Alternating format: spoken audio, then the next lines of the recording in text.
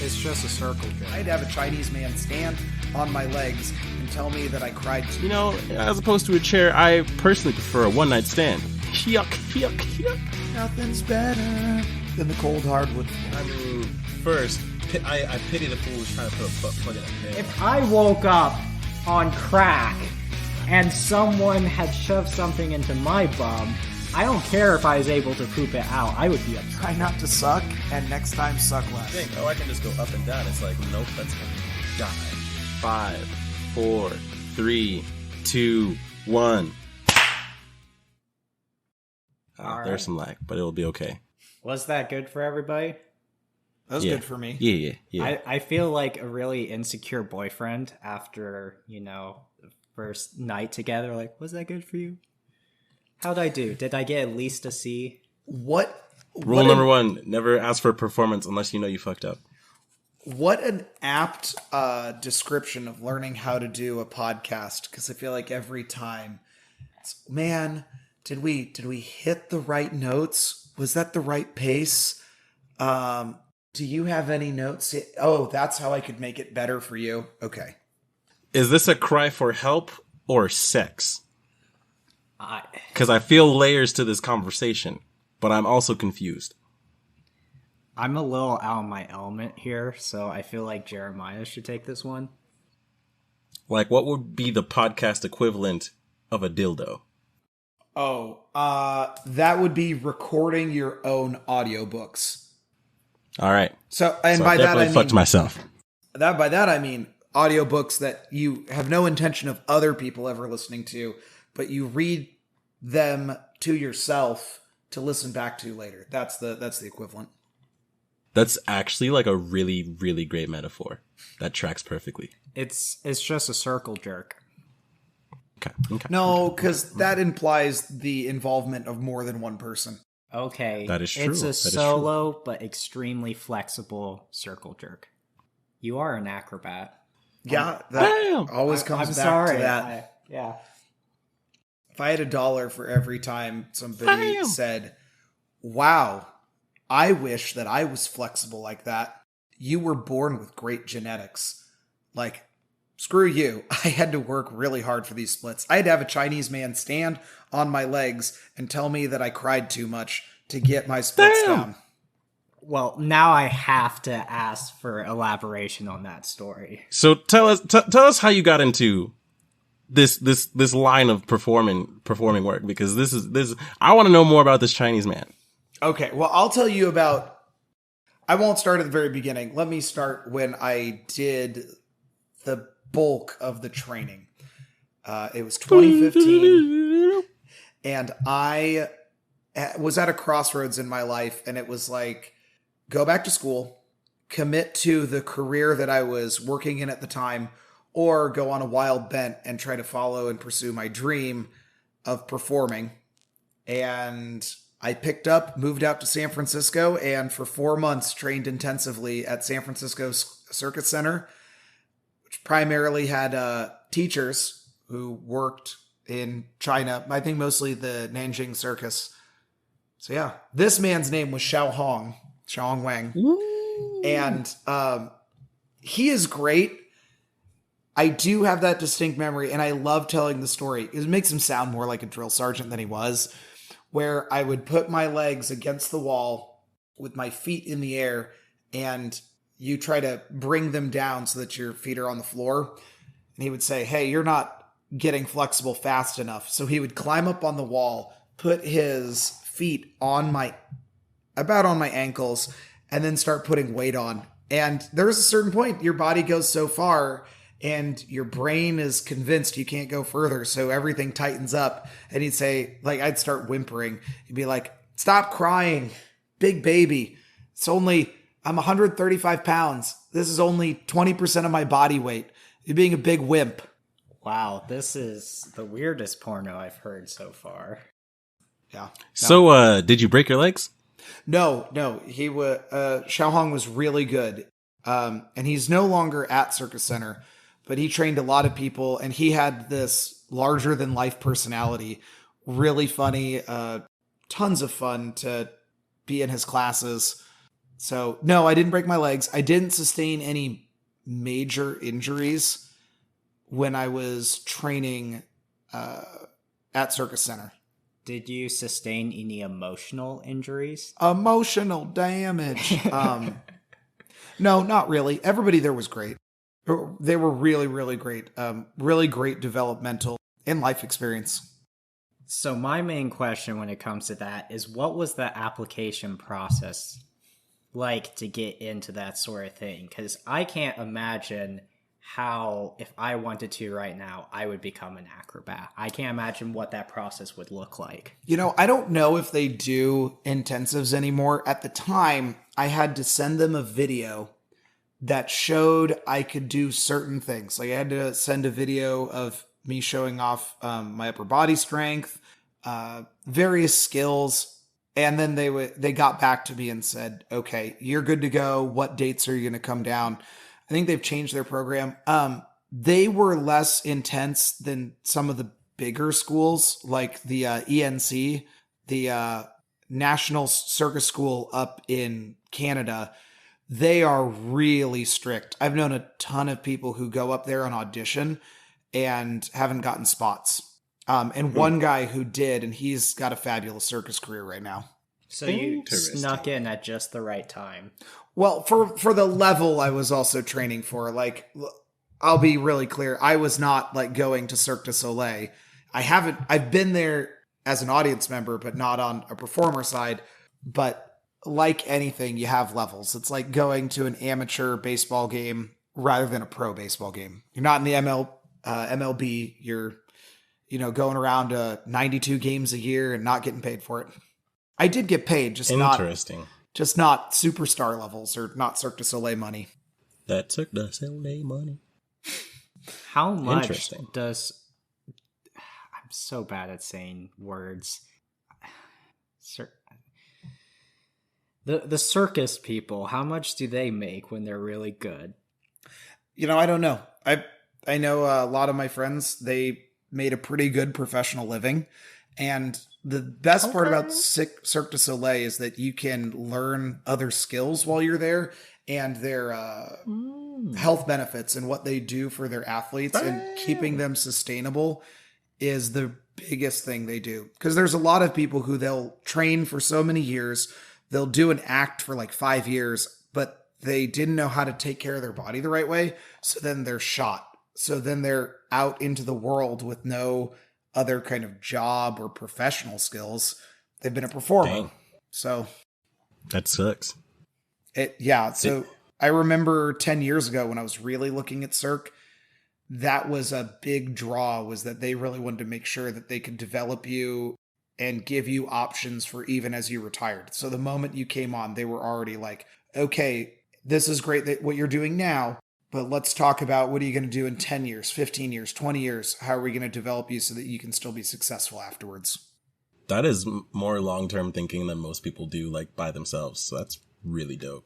Yeah. Well, and when you're talking about an industry that mostly you're going to excel at in your 20s and 30s, and then by the time you're in your 40s, you're probably going to be stepping back to an educational role or a role where you're being creative in different ways. It's really good long-term thinking. Because I always wondered watching acrobats in the Olympics, because they're all, super young. And I just always wonder, what do they do once, their bodies are no longer able to be at that peak level of performance? What do they move on to after they've hit that sort of high? That's a great question. Point of clarity, those are gymnasts. So there is acrobatic gymnastics. I won't get into all that, but for most of them, they're so young. Most athletes in the Olympics, at least for females, they're peaking before they're 18. Or in that area. Males, they do pretty well into their early 20s. And then you see a lot of guys kind of drop out and go to the next stage of life. And then you occasionally get a super athlete like Simone Biles, who she is still going. She is taking care of herself. She's still performing at a level so high that, without getting into too many politics, the gymnastics institution said, hey, you're so good that we don't want other people attempting the skills you're doing because they'll probably get hurt. So we're just going to make your skills worth less. Not worthless, but she can't score like she should be, which is just ridiculous. So anyone who's listening to this, Simone Biles is the greatest gymnast probably in the next 2 generations. I would love to be proved wrong on that, but I don't see it happening. So yeah, there's some insight into the circus world, or at least my story. All right, well, welcome to Last 3 Brain Cells. My name's Lucas, your little pig boy, here to give you an oinkgasm. And I'm here with Jeremiah. What? Yep. We're sitting here. I'm clearly the acrobat who was talking. Pig boy, did you really think that was going to land? I don't know if that landed. Sammy, what do you think?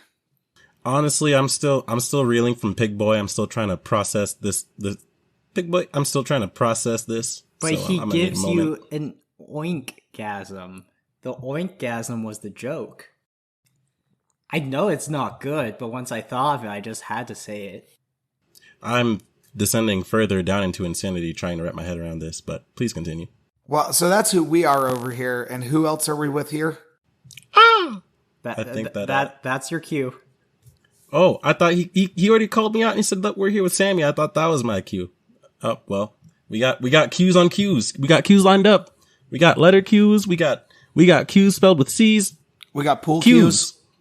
We are really embodying our podcast name right now. And I wouldn't say I'm proud, but it's a thing. It was a great name. Better than disappointed. Okay, Sammy, we've been talking since last week, and you have thought up a little segment here that you're going to inform Lucas and I about parts of the world that we're not very informed about. So I think it's time we bust it out. It's about time for my new segment, the condiment comedy. I'm gonna hate myself if I can't pronounce this every single time. The condiment comedy corner, where it's my job to help you catch up. Mustard on that gas. Okay. So on today's comedy condiment corner, we have a tweet from New York Senator Alexandria Ocasio-Cortez, whose plea for furniture advice went just quickly and terribly off the rails. This article in particular is by the HuffPost, not to be compared to or confused with the older brother / adult in the family, the Huffington Post, also British, by stereotype only. The tweet reads, "Is Instagram still down? BC, after 2 months almost furnitureless in DC, I am trying to take you all on a riveting adventure of getting, a chair. Also, if you have to start a new apartment from scratch, what would be the first 5 pieces of furniture / items you would get? Asking for me." Now, shout out to New York Senator Alexandria Ocasio-Cortez for this riveting piece of content from our, senators up in Capitol Hill. See, there are a lot of amazing and great quips and jokes posted in reply. One guy his direct answer was table saw. And another person replied, "Ask Ben Carson. He can probably find you something really nice." Oh, wow. And, someone honestly was probably speaking the truth and saying, Hannity's whole show tonight is going to be about your chair. And I would love personally to see how Sean Hannity stretches this quote of AOC trying to find a chair into a dramatic retelling of the Democrats failing the American people. But honestly, we'll see what happens next. So this is way bigger than just a chair and a tweet. Like, people have blown up about this tweet from AOC? Yes, but mostly in a comedic sense, because honestly, I think that it shouldn't be about anything more than just somebody trying to find a chair in DC, which knowing people who live in New York, I can understand how difficult it is to find good furniture. Because not only do you need to find the furniture, it has to be furniture that you can transport to your spot. And, it can be a little difficult depending on where you are. And that's what kind of makes some of these responses so funny. Because on one hand, you have the guy who's like, you know, as opposed to a chair, I personally prefer a one-night stand. Yuck, yuck, yuck. Wow. But on the other side, you have the person coming at this with a more satirical version of comedy, saying, this is what's wrong with Democrats. They want to take away a small percentage of money from billionaires so that they can live it up by having a chair. Can't they just stand? You know, shout out to all these people in the comments. It has been very much hilarious thread. But yeah, in your local news, New York Senator AOC asking about finding a chair. So from your spiel here, I'm getting the feeling that you're saying that AOC's detractors in this regard don't have that many legs to stand on. You know, it really seems to be the case, because how many arguments are you going to have when it's just one person trying to stand up for something they believe in? The ability to have furniture in the home. You know, it's interesting. It's interesting. How can you say that's not an unalienable right? The ability to seat one's seat in a seat among seats. Politics. Now, I think it'd be interesting.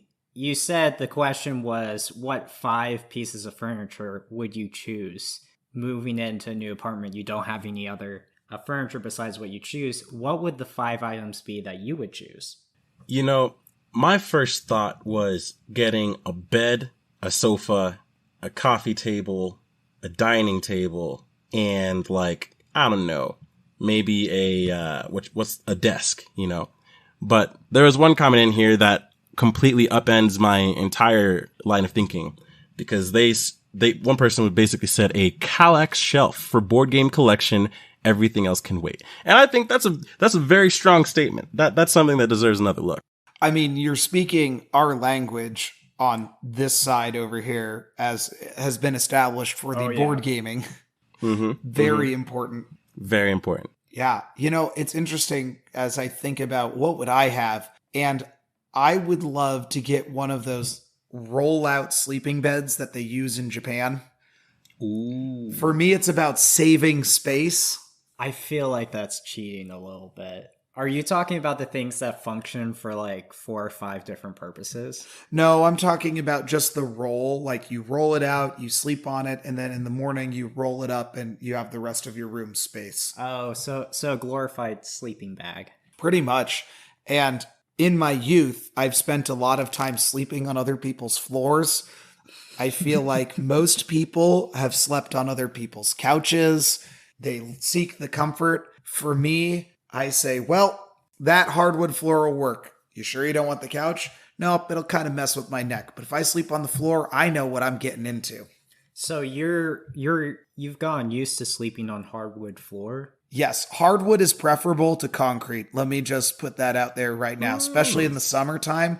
Nothing's better than the cold hardwood floor. Well, so did you have any blankets or anything in between, you know, the floor and you? Or was it just you on the floor with like a blanket over you? You are really concerned about my sleeping condition in my youth. The reason I'm asking is because for a while when I got to the apartment that I'm currently staying in, it all has like a really cheap, not real wood floor.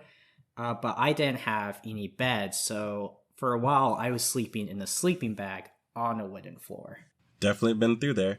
You know, it sounds like you guys have really, you know, it sounds like it's a hard floor life for us. You know, it's a hard floor. Yeah. Absolutely. Son of a bitch. Hey, okay. I have an answer to all of AOC's problems as well.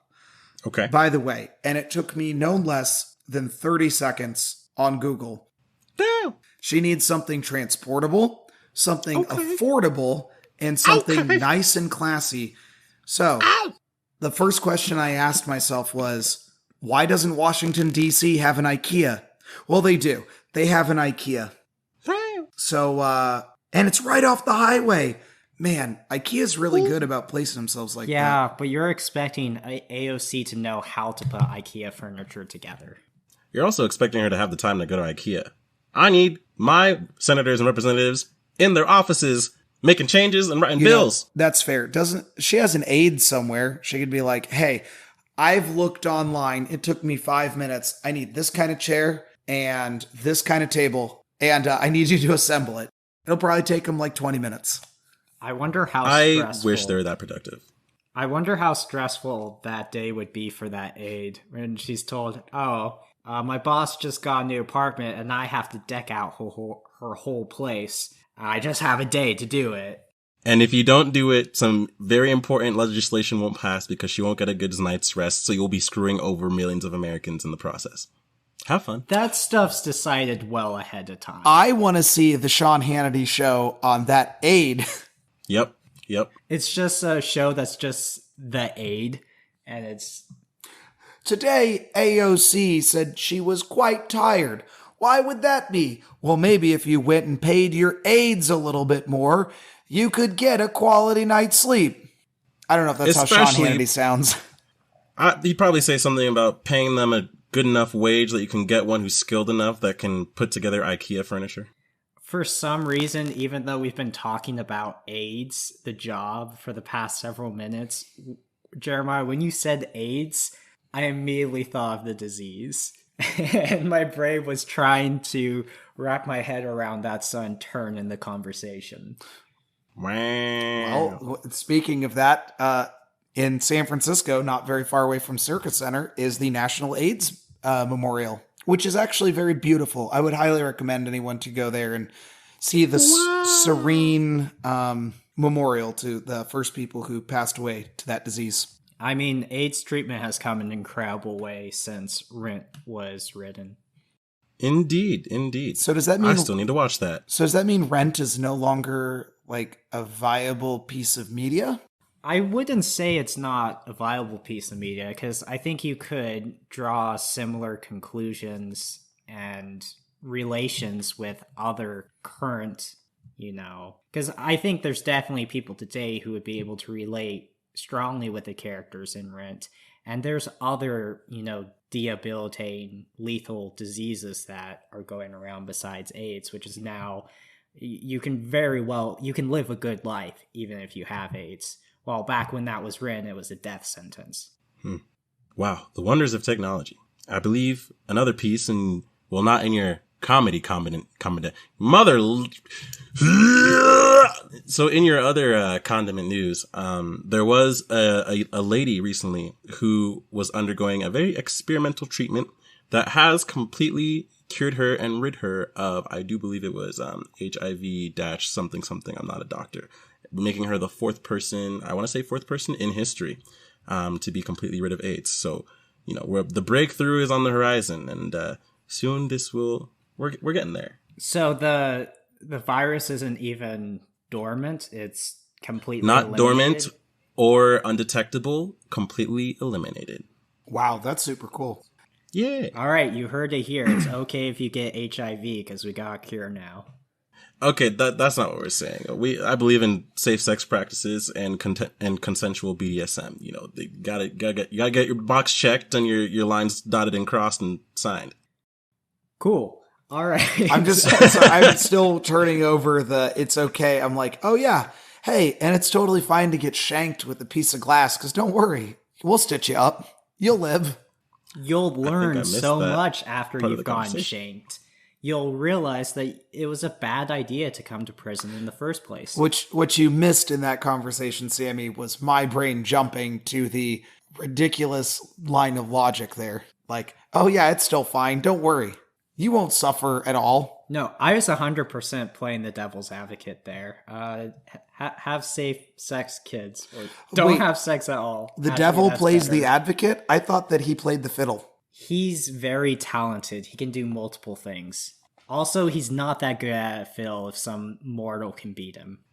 That's not a bet I'm willing to make. So, moving on to the next segment. Actually, since we brought up The Devil Went Down to Georgia, I just really love how The Devil Went Down implies that Georgia is below hell. Damn! Wow. All right, what you got next for us, Sammy? Barbecue sauce?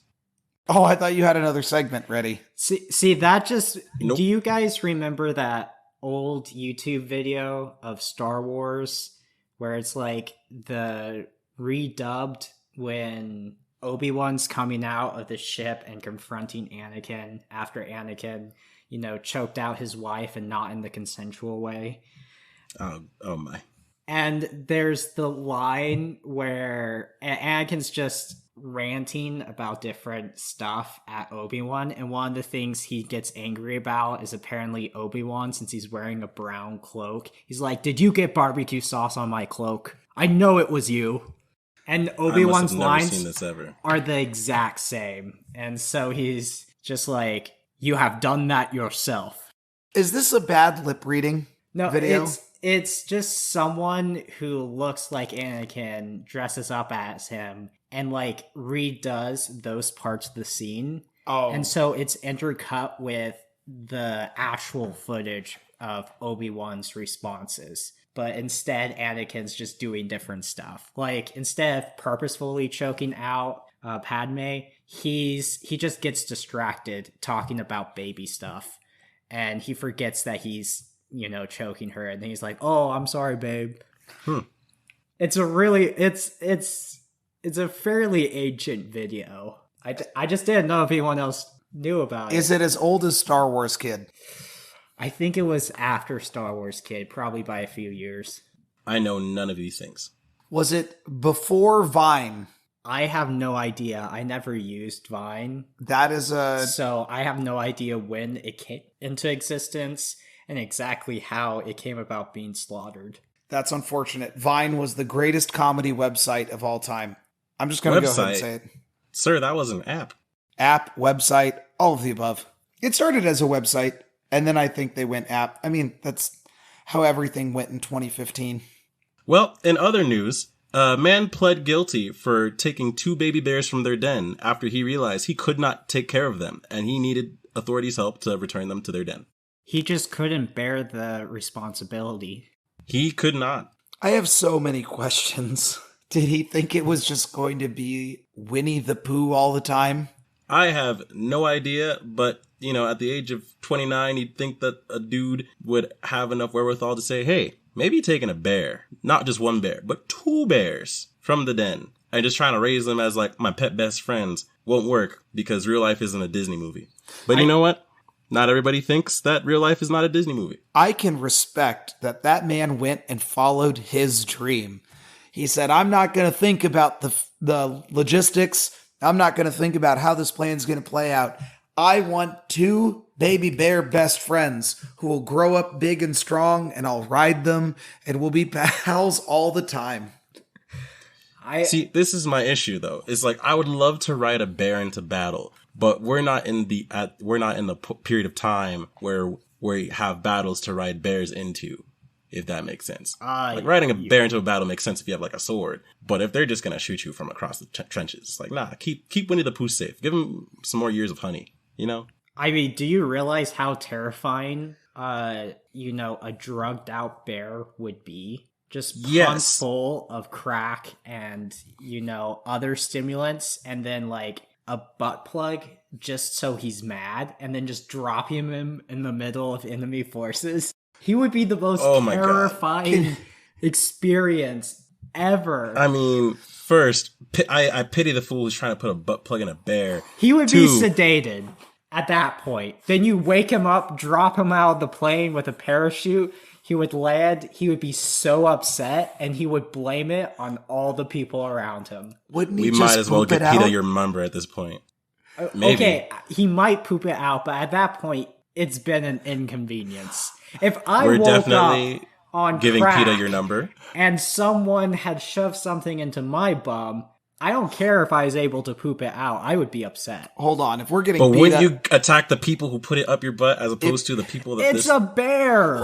What if they're not around? Yeah, they're not around. The only people around are the enemy forces. Now, if we're getting PETA involved, they would actually want you to stick a piece of dynamite up the bear's butt because it's been fouled by human hands. So they just want to get rid of it. Yeah, they would kill it. That was the best look. Sammy's look was just like, what? I also want to go back to the point where you're trying to say that you're, instead of riding a regular bear, now we're riding a coked up, drugged up bear, which seems like an even worse idea. Oh no, You couldn't do that. The bear would kill you first and then kill everyone else around you. You don't need to be there. You can watch from the helicopter, listening to, American music as you watch, your bear, your baby you've raised from a babe, fulfill his country's purpose. So you raise this bear to drug him up and send him into enemy lines? This is somewhere between child abuse, if you've raised it since it was a cub, to it's not a child. Animal abuse. It's animal abuse, and it's an atrocity of war. Well, I don't think they're mutually exclusive. You can have child abuse and animal abuse when you raise your baby cub. Okay, that only works if you're raising a goat, because they're called kids. Besides kids, ever since how to get 2 felonies in 1. Ever since you said that you were going to coke up the bear, I'm thinking about this headline that I would have to read. I would read a book about this. Local bear gets into PCP supply. Mm-hmm. No. City no longer exists. Mm-hmm.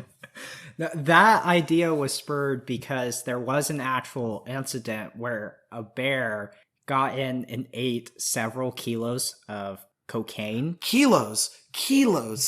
Yeah, so just of la cocaína. A ton of cocaine. And the post was just saying for a while there, that bear was the most dangerous predator to ever walk the earth. I believe it. That bear could take on dinosaurs, no problem. That is a bear you drop behind enemy lines, and it would take out a piece of armor. It would destroy a tank. Mm-hmm. Mm-hmm. It would make that tank its little bitch. It would. I'm so on board with this idea now. I was so when I first brought it up, but now that I'm thinking about it, I guess the only problem is cocaine's kind of expensive. But I want to bring up the fact that I was never proposing this. You could cut a deal with, Mexican drug cartels, and it could be a beneficial situation where you slack off a little bit on them, because, we're losing that war anyway, and they give you enough cocaine to weaponize an already, biological weapon that is a bear. Sammy brings up a little story about a man who wants 2 baby bears to be his friend and admits the folly of his ways. And you're talking about biological warfare with coked up bears.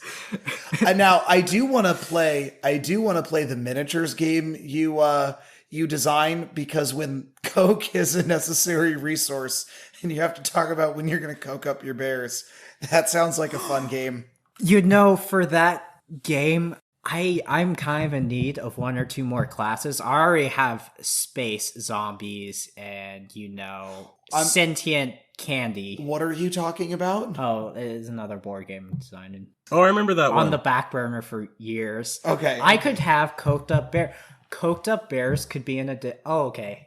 Just wait. This kind of sounds like a game designed by the Oatmeal. They have exploding kittens. They have the Oatmeal's that guy who he makes comics. He's made a lot of games now. Exploding Kittens, something burrito. But that sounds like a game he'd make, is coked up grizzlies. It would be the most deadly battle royale of a board game. All the players are on the board and there's just a coked up bear that the AI equivalent for board games is controlling, or you could just put one person who's the bear master. He's allowed to bear arms. Second Amendment. No. And he just goes around, and it's just a survival game, and you have to, push your other players into the bear. Oh my goodness. That reminds me of one of the weirdest but most fun games I played with my brothers as a kid. We called it The Worm. So hold on a second. Based on your line of logic so far, your through line, I can only imagine that you used to have 2 more brothers and you lost them to coked up bears. No, there was another game that involved bears, but that's a separate issue. And teddy bears, not actual bears. Our parents wouldn't allow us. I thought you were talking about the kind of bears you'd find on Folsom Street. What? Is that like? Are you talking about the Bernstein Bears, or I don't get the reference? It's people who understand a little bit about gay culture will know what I'm talking about. Wow. Oh crap. No.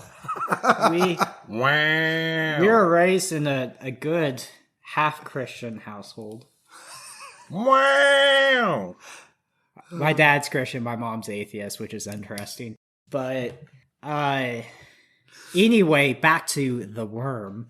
So what we would do is we would take a sleeping bag, and one of us would crawl into the sleeping bag backwards, and they would be crawling around as the worm. And the rest of us, we would be limited to walking around on our knees to limit our movement.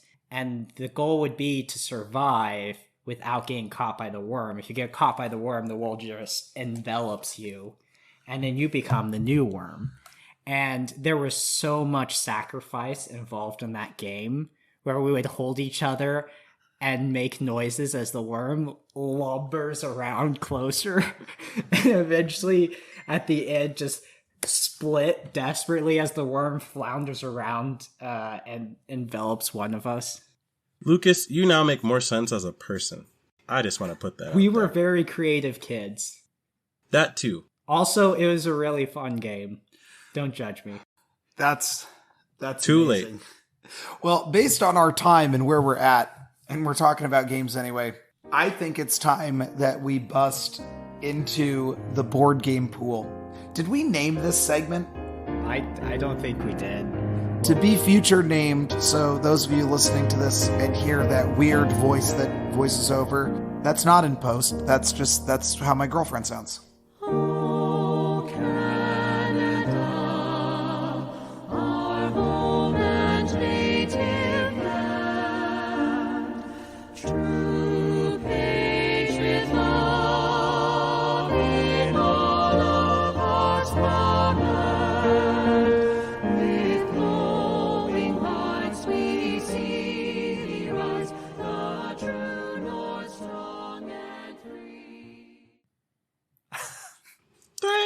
Okay. The notes in here say crazy things we play. So maybe we'll have to go for that right now.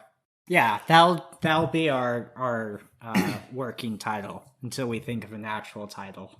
So, little background on this. Lucas and I met through playing board games. And we play a lot of games. Deep cut games, complicated games, all sorts of stuff. Sammy does not play board games. Well, I just started playing one, and it's pretty... I'm ashamed. I'm not going to bring it up. okay. Sorry. We'll I have said to talk nothing. about it after the show. Is it Candyland? Candyland's not a game. I will never be ashamed of playing I'll give you a Candyland. hot take on Candyland another You day. should be ashamed. But moving on. Okay, so Lucas and I both recently played this game, and we're going to go over the lore and then kind of describe it to Sammy and just see how things go. Yeah. Okay. And okay. if it goes Yeah. badly, we'll just in post go back in time and fix it, which will make sense in a little bit. Okay, so the game is called Anachrony by Right. Mind Clash Games. So here's a little summary of their lore. All right, this is Jeremiah from the future. Unfortunately, my Canadian girlfriend had to move back to Canada. The past Jeremiah seemed to struggle a little bit, so I'm going to give him a little hand here. An explosion of mysterious origin rocks the Earth, releasing massive amounts of energy and causing devastating natural disasters that wiped the majority of humanity from the face of the planet. For years after this day of purgation, mankind hides in these shelters in fear of the world above. Eventually, however, the largest and bravest of these holds crawl their way back to the surface. These groups band together and establish a foothold for humanity, the world capital. Over the next 300 years, 4 organizations separate themselves from the world capital to form their own independent cities. Each of these cities preaches a separate ideology, and each claims to be the path to humanity's salvation. Despite this ideological dissonance, the world capital maintains a tenuous peace. Meanwhile, travelers between the cities and explorers of this new world must wear protective exosuits to survive the harsh environments of this new Earth. Through these expeditions, a durable new substance is discovered at the site of the mysterious explosion. This material, neutronium, is used to construct a monument honoring the 300th anniversary of the Day of Purgation and the ongoing peace between the ideologies. However, when energy is applied to this monument, wormholes open around the neutronium structure, and a warning is delivered from the future. A meteor composed of neutronium is coming. When it collides with the Earth, it will send some of its energy and neutronium back in time, causing the Day of Purgation. The catastrophe that leveled the Earth was only a taste of what is to come. Fortunately, humanity can utilize the neutronium sent back in time to travel to the future and borrow resources from their future selves. Through their preparation for the collision and their actions in the chaos following the impact, each of the 4 ideological groups vie to be the one that leads humanity into the future. Oh wow, it just happened. We got help from the future. So instead of going to the future and stopping the thing that's traveling from the future in the past to destroy the past, you're just going to the future to trade with yourself? I think, strictly speaking, it's actually they open up wormholes and the future sends stuff back in time. But they have time control. Yeah, basically in the game, rather than borrowing from some bank or other similar entity, you borrow from your future self, which means that then, in the future, you have to pay yourself back. And the longer it takes for that to happen, the more negative anomalous effects happen to you. So you don't have to pay it back, strictly speaking. However, if you don't pay it back, you start to cause anomalies and... what's the other thing that it causes? I mean, it's a Distortion? development type game, so you build buildings and you have a limited number of slots for each type of building. Each time an anomaly happens, it takes up one of your building slots. So basically, the faction goes, hey, we don't go over to that block because that's where all the weird time stuff happens. Yeah, exactly. So what if your future self is a broke bitch? You just suffer the consequences, and it hurts you in the long term. It's a game where you're trying to max out victory points, which correlates to being the most influential ideology. In other words, the one that kind of leads the rest of humanity after this massive explosion and everything and the chaos that follows. Interesting. Yeah, actually, we had a different time with this too, because Lucas played so complicated games like this typically come with a base version where everyone's playing essentially the same thing, and then you flip a board over and you're playing the advanced version where you get to keep track of more. So I have a little bit of a different experience. But Sammy, what was the question you're about to ask? Because this is all about your questions diving into the deep world of weird board games. So you are sending your past self items to help build you up in the future, correct? Yeah, so it allows you to have access to resources that you normally wouldn't, so that you can build structures sooner and basically build up your engine and improve your standing. But it means that you're going to start suffering consequences down the road if it takes you too long to pay those back, or you never pay them back. So, for example, future self sends me back $1,000. I invest $1,000, and out of the $1,000 I invested, I keep $1,000 set aside for future self to send back to me to invest $1,000 with. Pretty much. Yeah, it's that idea. So that being said, why doesn't future me send me back like money and instructions so that future me can be like super rich, so that future me can stop the world-ending event that got sent to pass me to fuck everything else in the first place? That's the idea of the game.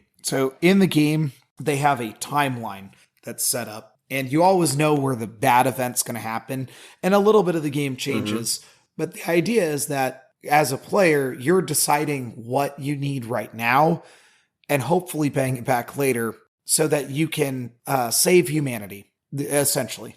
So it's 7 rounds where the meteor hits after the 4th round. At the start of each round, you can select up to 2 types of resources to send back.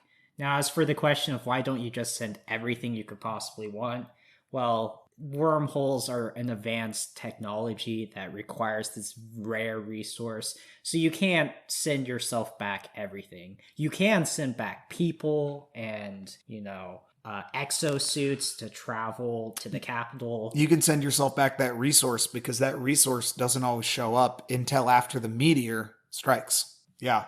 So Okay. here's an interesting thing. I didn't get a chance to look at the base game, but in the advanced game, everyone has a different condition for evacuating. In the base game, everyone's got the same one. I played the No, the conditions for the base game are different Oh, for are they? evacuation. Yeah, it's just When I looked at them, they all things looked are the less. No. When I played, all of us had different evacuation conditions. And Jacob, who's played it a lot, one of the people I was playing with, he won because he scored like 40 points off of his. Really? Because he had the one where the material that you use to time travel, he gets points based on how much of that he has, and he had almost all of it that was in the game. Oh, interesting. I wonder if it was... This Yeah, was so- actually a point of contention because I kind of screwed myself in the game because I thought water, which you pay to do a lot of different things, was a limited resource because other materials are. And apparently that's not what the developer intended. So I spent the first 3 rounds of the game hoarding all of the water in the game. So I was being the water baron. I was just going to lock everyone else out being able to do anything without first getting my water. Well, I'd really like to see what the first sides are, because I know for the second side, which Jacob told us were different, and I don't know exactly how. I was playing a faction that absolutely needed to not fix the past, so they basically went into debt, and their condition for being able to leave was that they had to screw up the timeline enough for them to all leave. Actually, we've been talking about the leave thing, but we haven't explained it. Oh, yeah. So each group, you have your own little city that you can build up, and that can give you actions that the workers you have and that you can get, you can do those actions in your city. But most of the actions are in the world capital. And so you have to power up these exosuits in order to send your workers to the capital. Otherwise, they can't make the trip and survive. Okay. And so Makes sense. after the meteor hits, basically the capital's toast and everything's falling apart. So in order to get a lot of influence, one of the ways that you can get a lot of victory points is by evacuating with a portion of the world capital's populace. And depending on how well you met your unique condition determines how successfully you're able to convince people in the capital to follow you back to your city. This sounds like an amazing story because you're trying to just use a combination of your past self and your future self to become the most popular person / politician so that you can have the most resources and then escape and be the savior. That's Meanwhile, exactly it. the cinematic route. Meanwhile, the cinematic route would be find someone with enough luck and circumstantial benefits to be a protagonist who's just gonna save everyone and stop the entire thing from happening in the first place. Usually at the cost of their own life. But okay, interesting. Yeah. And Interesting. this is the kind of game, too, where, so people who are a little less familiar with board games, your Monopoly, your Risk, stuff like that has a huge RNG element in dice rolls. This game has it does have random stuff that comes up, but every round you're planning for it. And it's not like a dice roll necessarily. It's a worker placement game, and it's almost what's called a Euro game, which is a game that has zero random chance. They style it as a heavy Euro game with worker placement elements. Okay, well, cool. I hit that one sort of on the nail. Which in worker placement games, one of the reason I love them so much is there's a limited number of unique actions that are shared among all the players. So if too many other people take an action that you want to take, you just can't take that action anymore. And so you have to, on the spot, plan a new strategy around what's available. And so there's a lot more strategy and a lot less random chance. And kind of the element of fixing your chances a little bit, where these games usually have ways that you can guarantee you go first in a round. In which case, you're often sacrificing doing things in the previous round to make sure that at the start of that round, the one thing that you really want to do first is available. I like the complexity of this.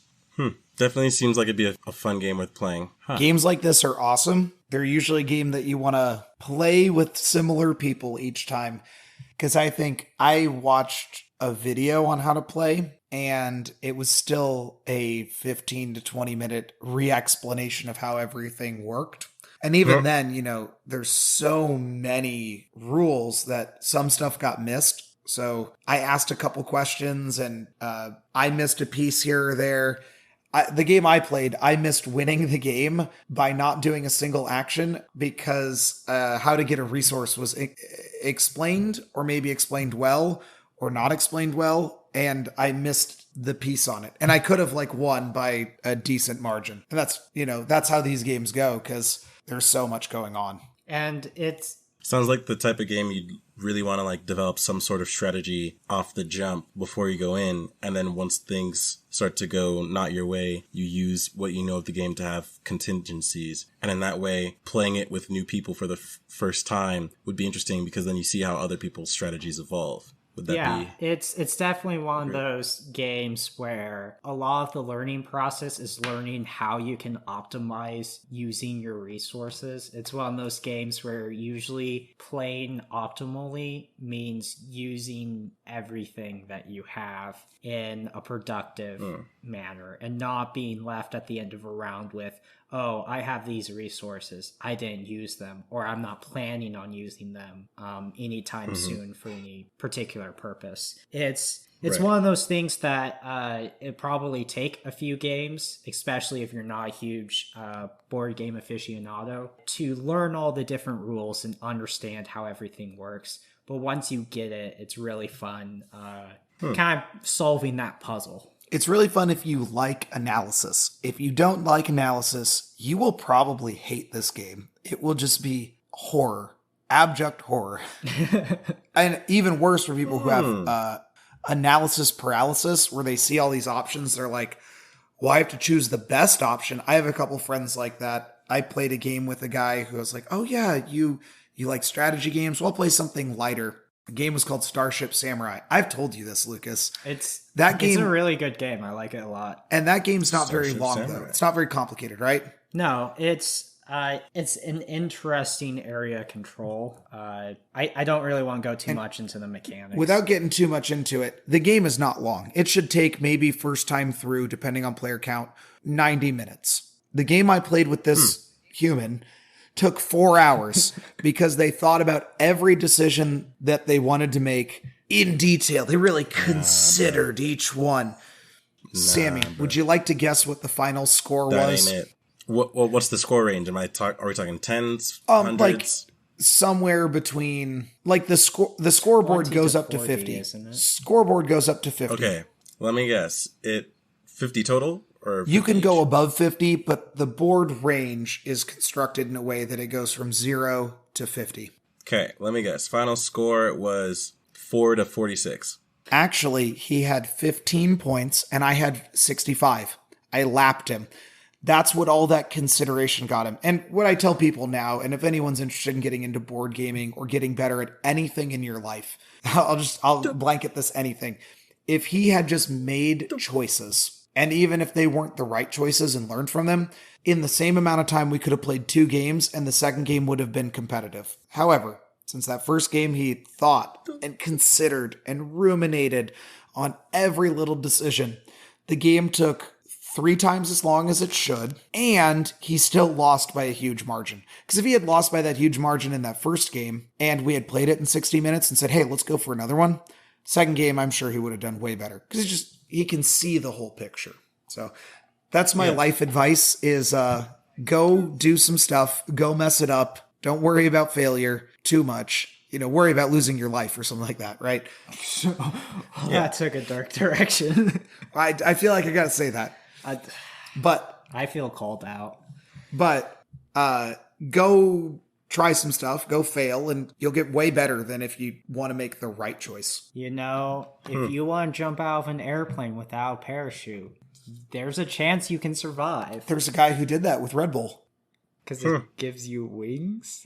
Red Bull sponsors crazy stuff all the time. Yeah, it was like 10 years ago. He jumped out of a plane and he landed in a giant net.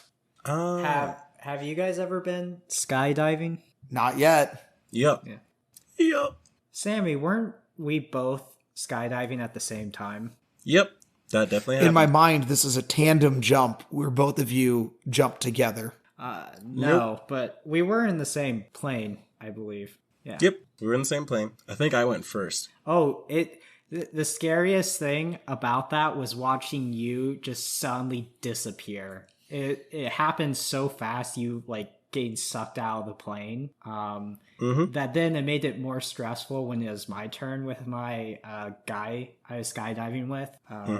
But it's interesting because once you're out of the plane, or at least my experience was, it was the highest level of panic and terror for what felt like a split second, even though I'm sure it was much longer than that. And then it was just like zip lining, but a lot faster. You know, what's crazy about that is just earlier today, I was listening to somebody talking about fear and success and building up businesses. And the guy pointed out that most people who have to jump out of a plane, in this case, he was talking about paratroopers, said all of them had anxiety until the moment they went out of the plane. And the moment that they're free and clear, there's no like fear anymore of any of that. They're just like, okay, here it is.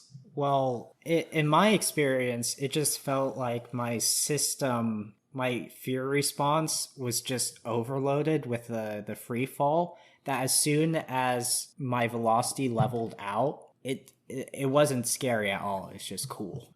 Yeah, I wrote my will before we jumped out, so I was kind of just ready. I was like, let's just do this. I was like, we going. I'm starting to get more anxious by the fact that we're not going. Let's go. And then, so that was my experience. Then I don't feel like I was that stressed comparatively as I imagine most people would be going up. But then the guy I was with kept asking me if I was okay, and that stressed me out more than anything. I was like, should I be worried? That's funny. You know, if I've trained people for a lot of dangerous things or worked a lot of athletes, kids through fear. And half the time they're like, I don't know, I'm scared. Balance beam would be a good example.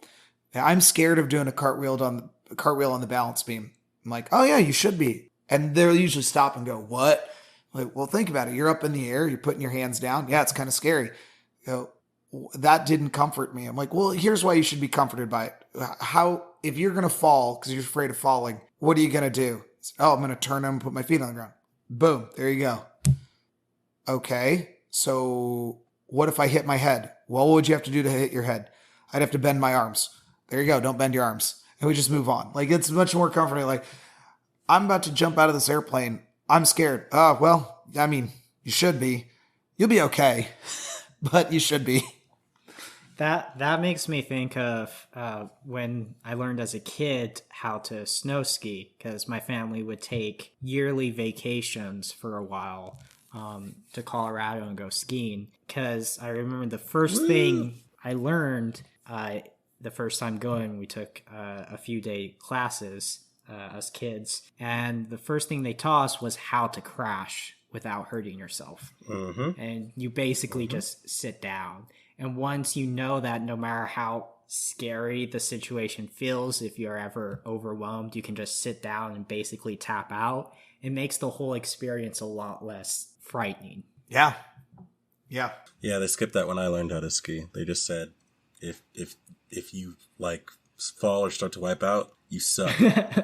And try not to suck next time. Wow, that's the hardcore school of ski. Try not to suck, and next time suck less. Yep. They're like, all right, you're a complete noob. All you need to know is pizza french fry.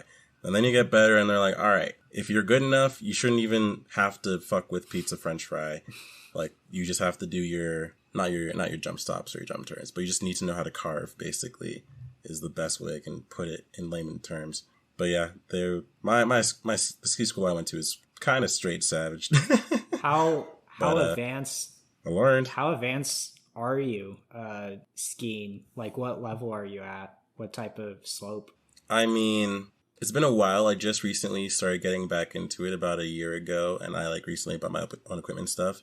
I was too busy this year to do a whole lot, but I feel like I can do a black diamond if it's a black diamond because it's steep. I do not mess with moguls. I've done it like twice recently just to prove that I could attempt it, and then I immediately stopped because I proved to myself that I don't need to do this anymore. I like how the experience with moguls is your first instinct is like, oh yeah, you go over them, and then you learn that's a really bad idea. So, oh, that's the worst it can do. For those of you who don't know, a mogul is like, it's when the slope has a lot of bumps on it. Each bump is called a mogul. And you think, oh, I can just go up and down. It's like, nope, that's how you die. The proper way to tackle a mogul is to carve in between the bumps, as some would say. So this is like, but you have to be really good at carving. So this is when you're rollerblading or some form of skating, and you're going in between the cones. Mm-hmm. Essentially, yes. Okay. Yeah. Okay. Essentially. I mean, I don't get the appeal of moguls either, because it seems like a really easy way to hurt yourself. I mean, one of the trips we went on, my dad gave himself a concussion because he hit a mogul without realizing it was a mogul, and he went, up and then landed on his head on the way back down. Oh. And he was just out of it for the rest of the trip. He's like, I can't ski. That was too bad of a, wipeout. I personally, I like blue black because it has the black segments, which are more challenging, a lot steeper. But the blue is about as steep as you can go, where you can, without being really good at skiing, you can go fast without hurting yourself. Yeah, I'm a fan of those too. Sounds awesome. Well, I think we're kind of tapering here. I'm looking around the room going, all right, I think it's about time. I think we're at our mark.